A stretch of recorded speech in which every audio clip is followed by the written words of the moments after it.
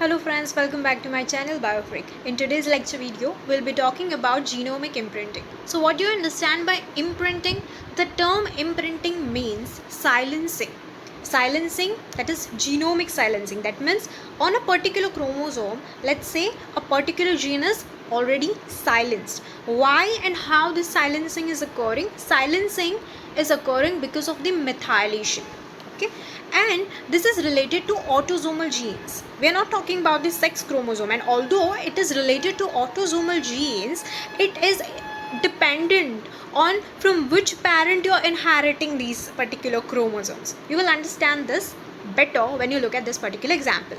Here we are talking about IGF2 gene that was first discovered to be imprinted, and it is expressed in both humans as well as in mice, and it is seen that it is expressed by the paternal copies exclusively, and maternal copy is imprinted. That means it is silenced. So completely you are dependent on the paternal copy for the expression of insulin growth factor 2. It's a growth factor that is important for the development. I hope you understand what is homologous pair of chromosome and sister chromatid.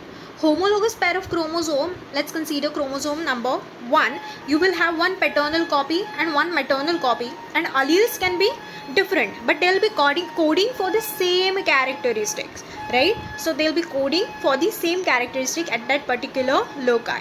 What do I understand by the sister chromatid? Sister chromatids are formed after replication.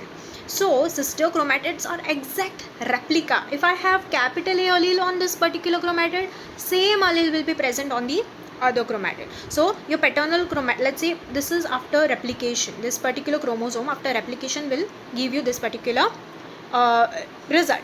And your maternal chromatid after replication, it can also be like, if this is small a, the other chromatid will also be small a. This is sister chromatid, this is maternal copy.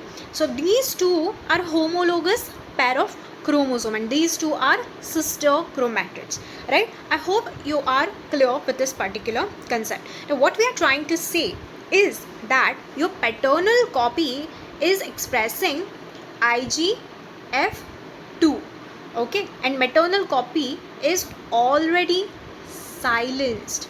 Okay, this is silence, is not contributing to the transcription. So you're completely dependent on the paternal copy. Let's say this paternal copy is mutated. That means there'll be development that will be hampered. The same thing is given here. Consider this particular mouse. Okay, this mouse inherits the mutant copy of IGF2 allele from mother. Okay, the mother's copy is mutated, but paternal copy intact hai. That means what I can say, paternal copy will code for the IGF2 and the mouse will be of normal size. Okay. In the second case, the paternal copy that is being inherited by this particular mouse is mutated. Now it's a problem because your maternal copy was silenced already. You were completely dependent on paternal copy, and paternal copy is now mutated. That means the mouse will be dwarf. This is genomic imprinting. With regards to this, we need to learn two important disorders. Let's look at them one by one. So one here is Prader-Willi syndrome. The other one is Angelman syndrome. Both are related to chromosome number 15 deletion. Okay, long arm, and the region is Q1113. The deletion is occurring, but in Prader-Willi syndrome, it is the paternal copy that is deleted on chromosome number 15, long arm. In the case of your Angelman, your maternal copy is deleted. To remember this, I would say that paternal copy, P, Prader-Willi. So paternal copy is deleted in Prader-Willi. Angelman, there is M, maternal copy is deleted in Angelman syndrome. That's how you can remember. Now let's consider Prader-Willi first. There is deletion that is occurring in paternal copy, and it's leading to the syndrome. That means I can say that it was completely dependent on the paternal copy. And the maternal copy here, this particular maternal copy was imprinted. That means it is silenced, and you were dependent on the paternal copy. It was coding for PWS genes. They have given this particular name, Prader-Willi syndrome genes.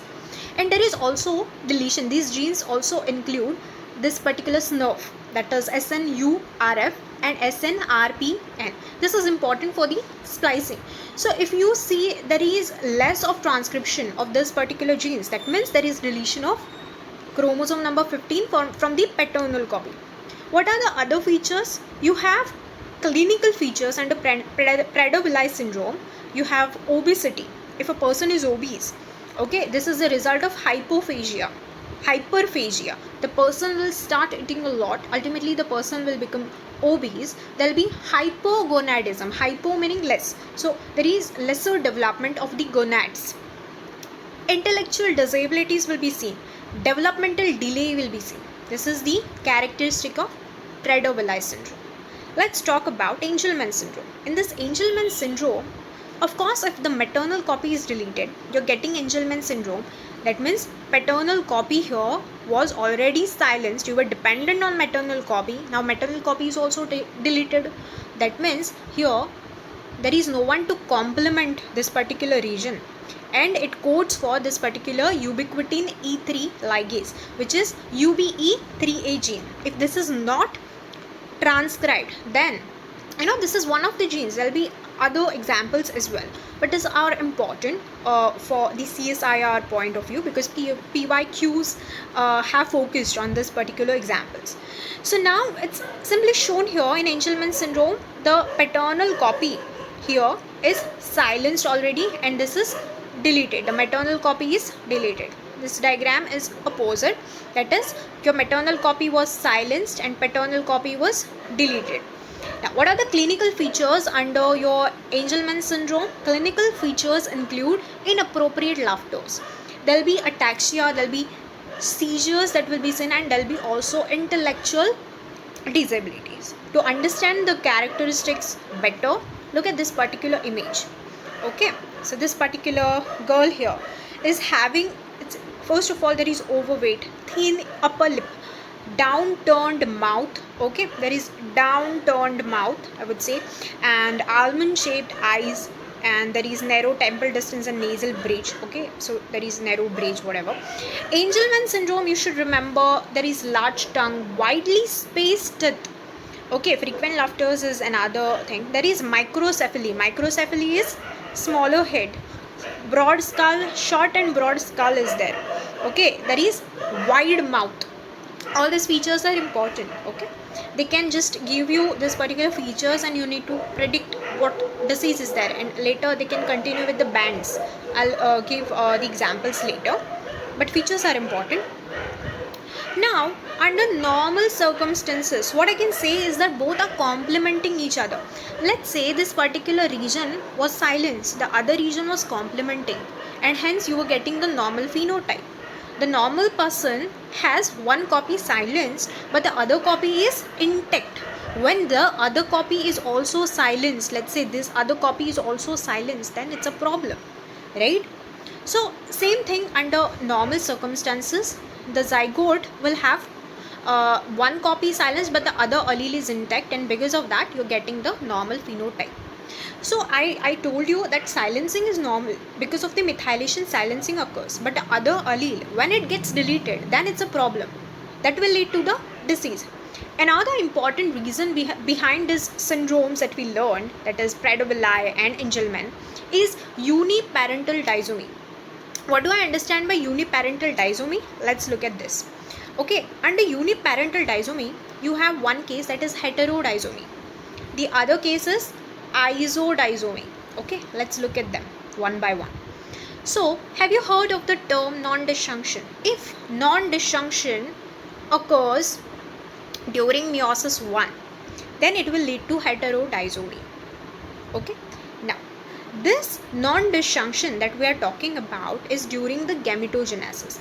For instance, let's look at this particular scenario which is happening in the female gametogenesis. Okay, this is the image for the female gametogenesis. Now the gametes which are formed here, okay, will the mother, let's say this is the future mother that we are looking at, and this particular mother will have one, this is the homologous pair of chromosome, one copy is from her mother, the mother's mother and mother's father, right? So these have sister chromatids as well. After replication, you know that there will be sister chromatids. Meiosis 1 non-disjunction will lead to the non-disjunction of the homologous pairs. So homologous pairs are present like this. Now during your metaphase 2, they will align in a metaphase plate, okay, and they will get segregated. Both of them will get segregated, and each gamete will have one copy from the mother's mother and one copy from the mother's father. So you can see that there is a difference. These are not identical copies. That's why you need to know what are the homologous pair of the VNTRs. VNTRs can make them different, okay. The two parents are different. It's not the identical chromosome, okay. So now two different copies are, okay, inherited from the same parent, and this is one gamete that is formed. Now there will be fusion with the sperm cell, because we are looking at the gametogenesis in female. It can be also spermatogenesis, and later the female gamete can fuse. But for instance, consider this particular case. Now let's consider this particular gamete, which is heterodisomic. It can combine with another sperm gamete, but it is not carrying any chromosome. Okay, let's consider chromosome 15. It is not carrying any chromosome 15, but this one is having two copies of the chromosome 15. Okay, and let's say this maternal copy, one region is already silenced, right? It is silenced. Maternal copy here, both are silenced, and you require the paternal copy so that you avoid what? Avoid Prader-Willi syndrome, right? But the gamete is not carrying chromosome 15, so this is uniparental heterodisomy. Another scenario is that one gamete from here can enter the cycle, and the normal gamete can also fuse with this particular case, and now you have trisomy that is formed. But trisomy is not viable, okay. This particular chromosome which is there, it is not viable, and it will lead to the trisomy rescue, non-disjunction. There will be non-viable, and that there will be non-viable cell that will be formed, and it will stop dividing, and again the result will be same, uniparental heterodisomy. So just remember, during meiosis 1, if there is non-disjunction that is occurring, you will get two different copies from the same parent. These are the two different copies. Let's consider isodisomy. It will be more clear. In isodisomy, non-disjunction is occurring in meiosis 2. Okay, in your meiosis 2, the non-disjunction is occurring. So see, obviously you will get two normal gametes here. Okay, let's say you're getting non-disjunction in this particular case. Two identical copies from the chromosome are seen here. Why two identical copies? Because the homologous pair of chromosomes have separated in meiosis 1. Here the case was different. In meiosis 1, the homologous pair of chromosomes were not separating because the non-disjunction was established here, right? Now, in this case, your meiosis. So in this particular case, what is happening? You're getting two sister chromatids. That means they will have identical genomic content. So these are two identical copies, and this is from the single parent. Okay, this is from the single parent. Now, what is happening next? Okay, let's consider that gamete with the two copies of the same chromosome. This is isodisomic gamete. It is combining, or it is fusing with gamete without a chromosome. Again, you know what is the result here. Another thing that can happen is that, let's say there is a normal gamete this time. Okay, normal gamete from the female, let's say, and it is fusing with a gamete without a chromosome. Now what will happen is that there will be a round of mitosis. There will be a round of mitosis, non-disjunction leading to the monosomy duplication. If there is monosomy here, there is the chance for the duplication, and again you will get the same result after this. So this particular term here might be new for you. There is something called as monosomy duplication. Okay, if the cell there are certain checkpoints, and if there is some sort of repair that is occurring, there can be mitosis.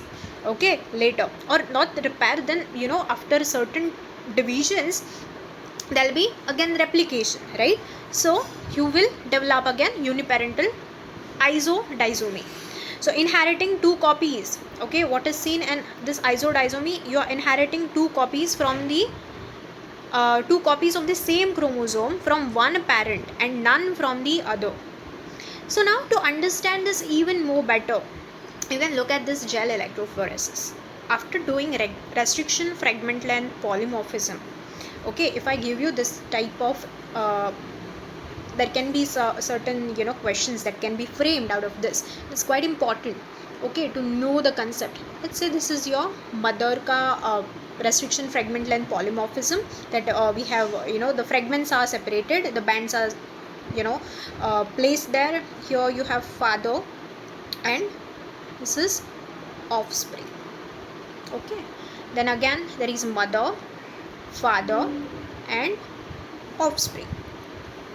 Now if you look at this particular case number 1, what I can see is that this particular band here is corresponding to the mother's band, but is it of the same thickness? The thickness is increased. So what I can say is that this is the case of isodisomy. This is the case of isodisomy.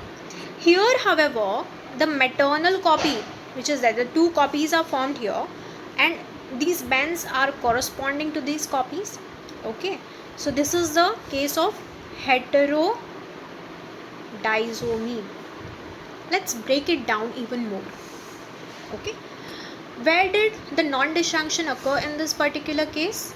I can say that isodisomy occurs because of non-disjunction in meiosis 2. Here the non-disjunction in meiosis 1, right? Now what can be the consequences of this type of uniparental, that is maternal isodisomy? Let's say what will be the consequence. You're getting two copies from the mother, okay, two copies from the mother. And let's say there are things we have learned in Prader-Willi syndrome. The maternal copy was already silenced, and in this particular case we have seen that paternal chromosome won't be inherited at all. So now there are higher chances of the person developing Prader-Willi syndrome. Again the same thing, Prader-Willi syndrome, if it was opposite, that if the person was having paternal 2 copies and maternal copies none or nil, I would say that the person can develop Angelman syndrome because there is no copies that are inherited from the mother. So this is the essence of whole experiments and whatever we have learned till now. So let's solve PYQs for CSIR net. Okay, there were 3 questions that I could find, and let's solve them one by one.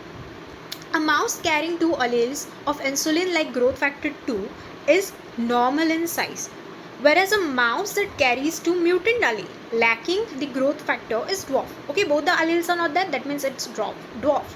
Okay, the size of the heterozygous mice or the mouse carrying 1 normal and 1 mutant allele depends on the origin, okay, the parental origin of the wild type allele. Such pattern of inheritance is known as, very easy, genomic imprinting.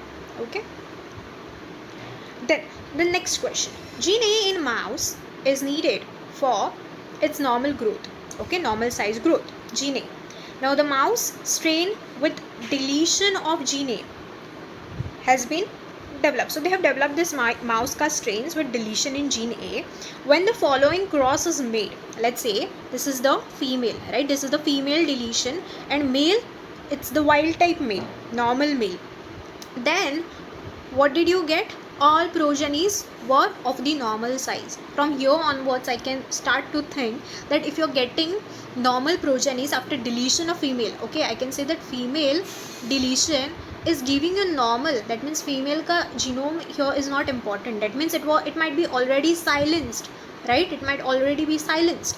Now the next thing, when F1 progenies with the following genotype were crossed, now see, this is male deletion, female, both the chromosomes are normal, 50% of the progenies were small size, now they are affected. So when there was deletion on the male chromosome, that time it was a problem, that time you saw some abnormality, right? That means what I can see Here I have already given the answer. This is the case of maternal imprinting. So term maternal imprinting is important. The chromosome is imprinted and this chromosome is from the mother. Okay, so that's how you can easily solve this question. Okay, the next one, Angelman syndrome and Prader-Willi syndrome have very distinct symptoms. Factors responsible for the occurrence of these syndromes are given below. Okay, now we can solve these questions very easily. Okay, there is microdeletion on this particular region we are familiar with in the paternal chromosome. Paternal deletion, PWS, Prader-Willi syndrome. Uniparental disomy of maternal chromosome 15. There is uniparental disomy of maternal chromosome. You are having more of maternal chromosome. There is no paternal. That means in a way paternal deletion. Paternal deletion is what? PWS. Lack of functional maternal copy of ubiquitin. Where did we see this? This was the part of Angelman syndrome. Lack of SNRPN transcript that which produced only from paternal copy. This was the case of Prader-Willi syndrome. This was under Prader-Willi. Deficiency of again the small nucleolar RNA. It's the same thing. Okay, which is encoded from the introns of SNURF and the transcript from paternal chromosome. This is again PWS. So from this, what I can say, which one is this is AS is just one. So your C option here is correct. Okay, this particular option is correct. That's how you can easily solve these questions. I hope the concept was crystal clear. If you have any doubts or queries, you can ask me in the comment box. See you in the next lecture. Bye bye.